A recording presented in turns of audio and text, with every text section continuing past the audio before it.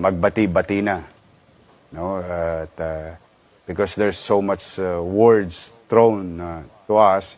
Very hurtful. In fact, mararamdaman mo yun, alam mo sa proklamasyon. Even they're winning, nobody appreciate their winning. Nung tinaas yung kanilang mga kamay, ganun ba? Well, you can ask Paulo. He was there. Paulo Barcelon, a reporter. From Bilyonaryo. Wala talaga. But kaya nung naramdaman ko yun, na there's so much hate against them, sabi ko na lamang, ano na tayo? Yorme, why is there hate against them? Is it because of VP Sara? Or is it because of you? I don't know. But one thing is for sure. Alam ng tao na inalagaan ko sila. We nurtured them and gave them a chance. And they opted to gang up on me. I think yun ang... More sa'yo?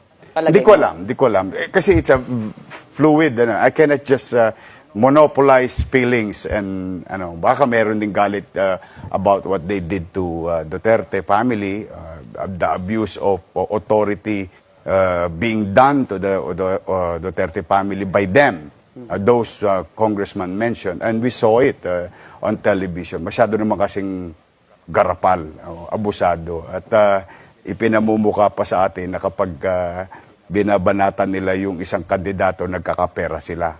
Because they get 70 million, 100 million, AKAP, AIX, and so on and so forth. So, I think, even in the national slate, napansin ko, alam ng tao Alam ng tao yung sitwasyon. So, they paid the price.